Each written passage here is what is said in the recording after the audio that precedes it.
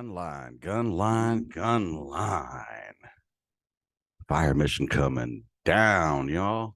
It's your host Lopez, and you're listening to the On the Gunline podcast, where we shoot the shit like we did out in the field.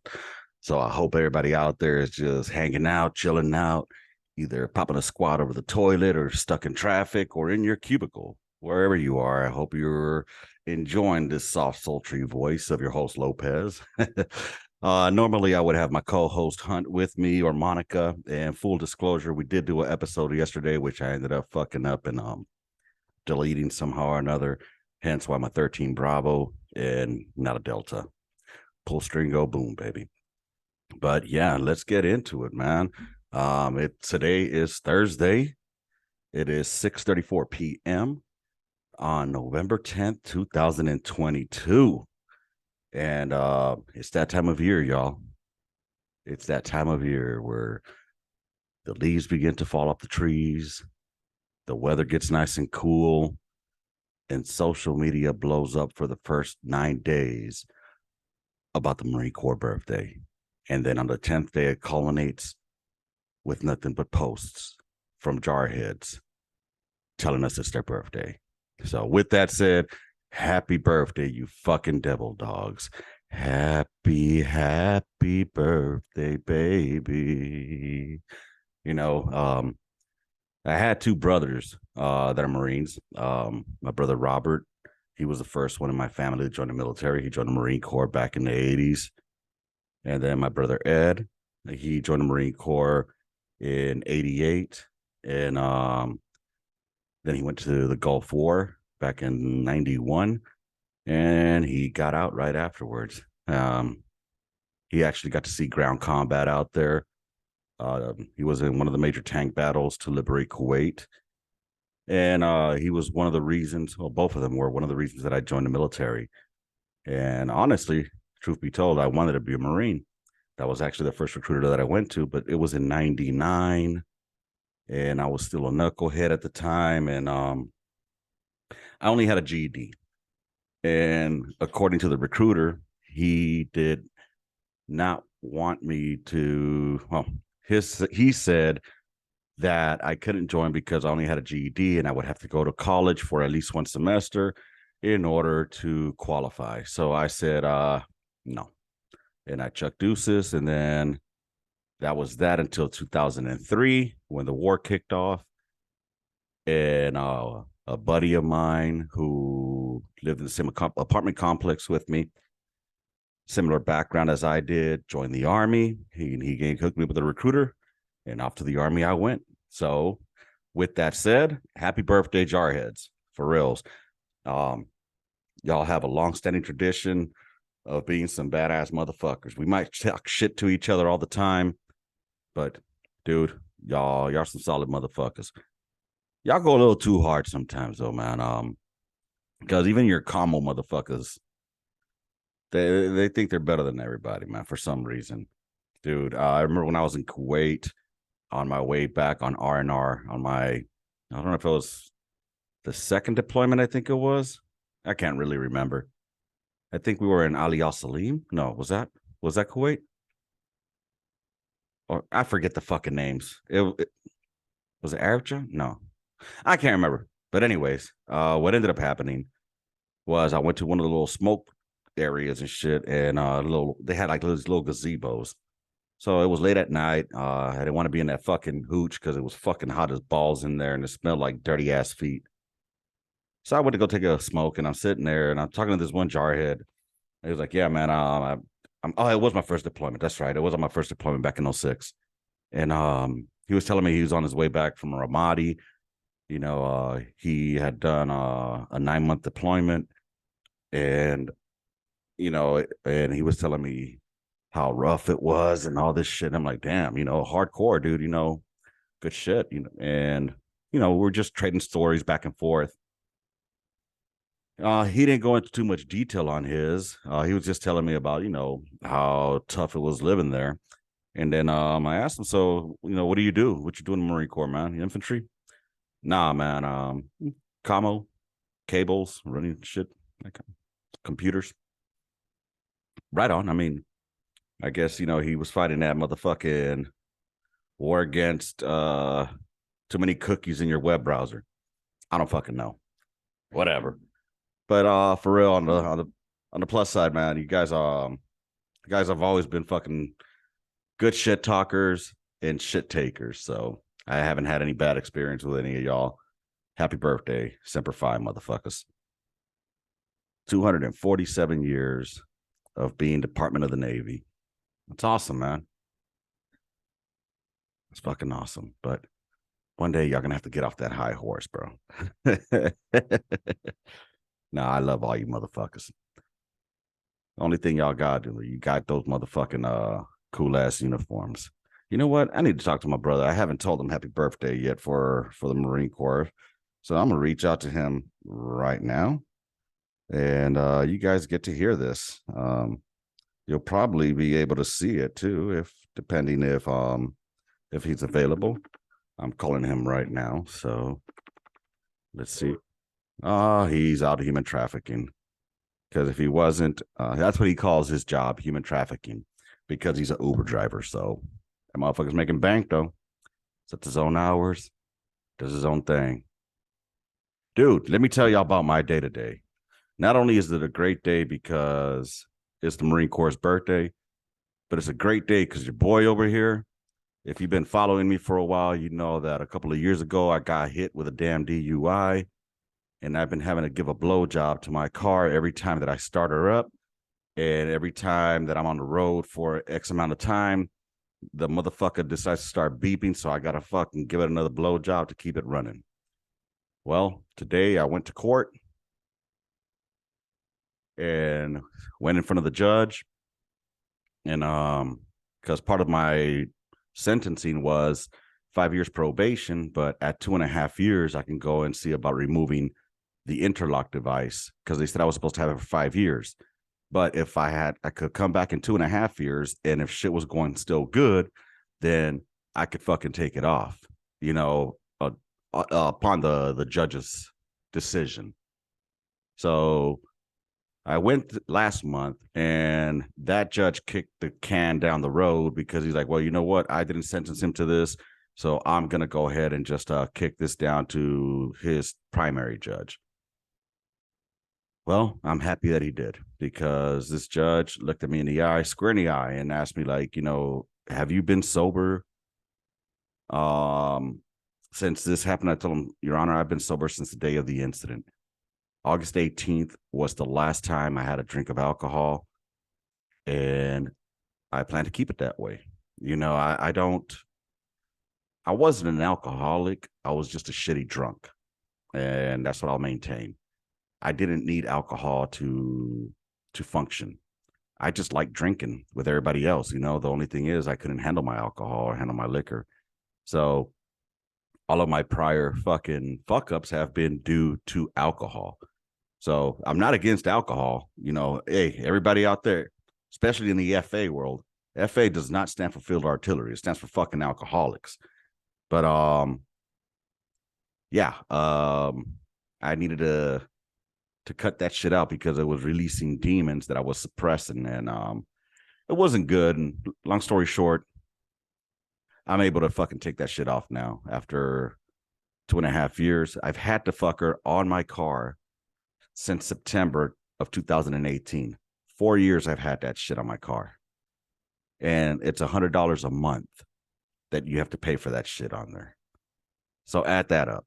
And then on top of that, the lawyer fees, and on top of that, the probation fees, and on top of that, the fucking fines, the court fees. Overall, bro, it's cost me, this little joke cost me about fucking 13, 14K. All right. But it's next time, which there is no next time, but for you all out there, pay that $50 Uber ride instead of that $14,000 freedom ride. It's just not worth it, man. It is not worth it. So I am very happy that it's finally come to an end with that shit. Now I just got to knock out 44 more hours of community service, and I'm done. Then just ride out probation for another 2.5 years, man. So yeah. I was that guy. So if you're out there, you're struggling with alcohol problems or shit like that, you want somebody to talk to, hey, hit me up on the podcast, man. Trust me. I've had some demons that I had to deal with, and I dealt with it with alcohol, and it was not good. And now I just find different ways to cope with it. And this here is one of them, this podcast, because it allows me to talk to you all out there, to those who listen.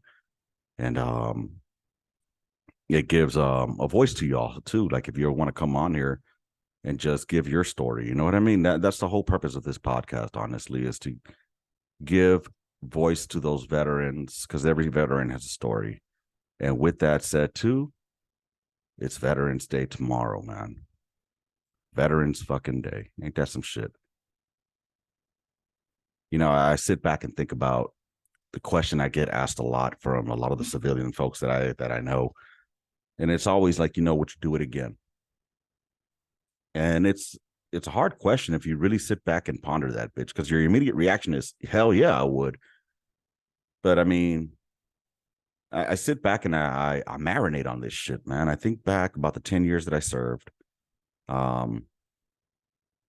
And so many interesting situations that happened and that I went through, that I put myself into as well.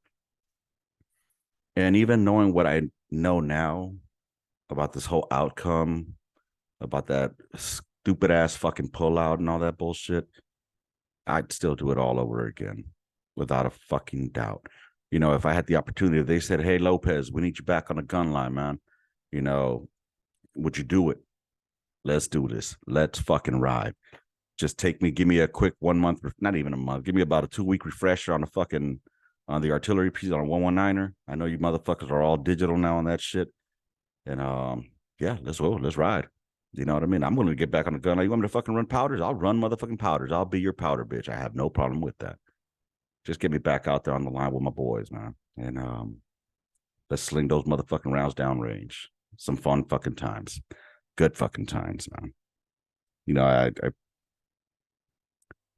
I sometimes I think I'm that guy that has reached his highlight of his life was his military career. I'm not going to say that it was the highlight of my life. I think the highlight of my life was, is raising my kids, and watching them grow. But a close second is fucking my career in the military. As much as I hated it sometimes in there, we're like, why are we doing all this stupid shit? I fucking ate, breathed shit. I drank that Kool-Aid deep, y'all. I mean, fucking real deep. And so happy Veterans Day to all you out there who served honorably, who got out, or who were kicked out even after serving honorably, but you had one hiccup and one fuck up and they got y'all out. You did your time honorably. You're a veteran. And the ones that really get on my fucking nerves right now are, as I said on I just started this YouTube short shit, trying to see how that fucking works. But I see a lot of profile pictures being changed to our time in service, which is cool, man, and nothing wrong with that. Thank you for your service. Honestly, it's a proud time in your life. Share it out there. Be proud. Ain't nothing wrong with that. But I also see pictures of motherfuckers that I knew were on profile riders. And I'm not talking about somebody who legitimately needed a profile. I'm talking about a motherfucker that just wrote a profile just to get the fuck out the army. They were on dead man profile so that they didn't have to do shit. And then they got out because they hated the army. Everything was, I hate the military. I hate the military. It's so stupid. It sucks. It's so dumb, blah, blah, blah. And then when they're out, they talk about how much the army or the military was the greatest thing they ever did, the greatest accomplishment. And well, you sure as fuck weren't talking like it was. You sounded like you fucking hated it. You know what I mean? So, anyways, fuck y'all.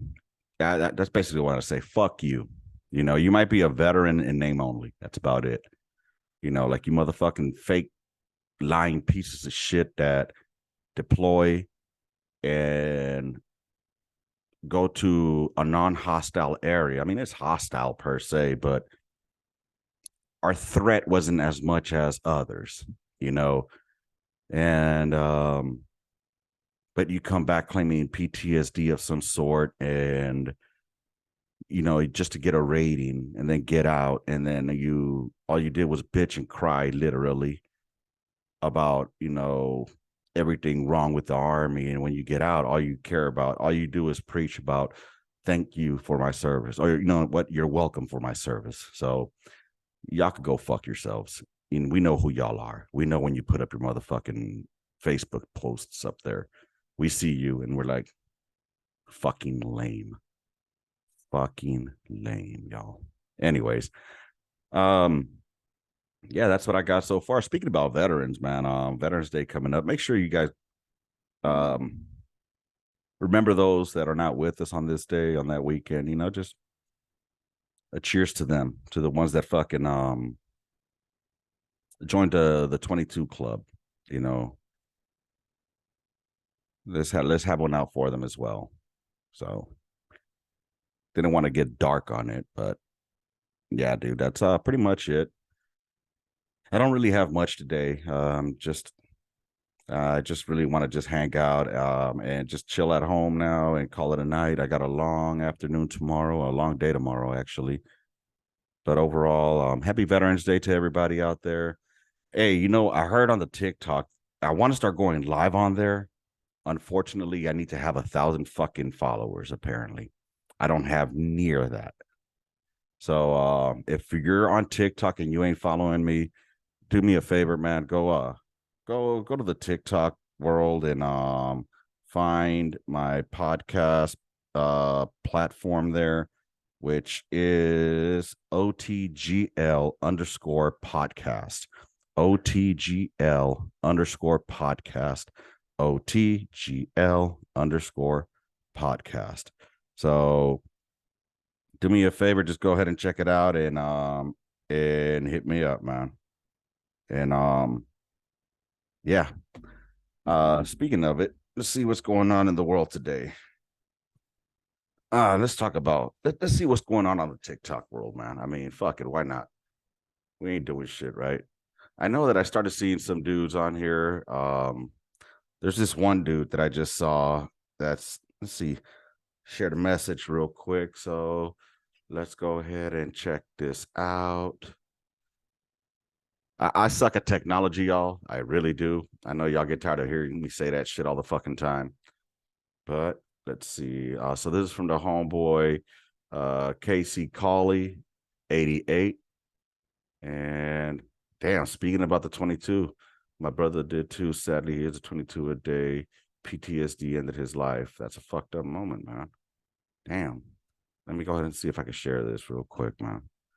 If you're watching on the YouTube or on Spotify, apparently Spotify has me on video. So, dude, if y'all get a chance and you're on Spotify, do me a favor, man. Like and sub on there, and maybe throw a comment in there if you can, and just fucking, yeah, dude. Let me know what I can do better for us. So let's see here. Share screen. That'll be this one. It's the whole screen or this screen? What the fuck am I following? Watch videos. What the fuck? Screen 2. What is this? So, all right. And I don't know if I'm doing this right, but let's see here. So, all right. So again, this is from Casey Cawley 88. And it says, please join me in honoring our fallen brother. So, hey, rest in peace.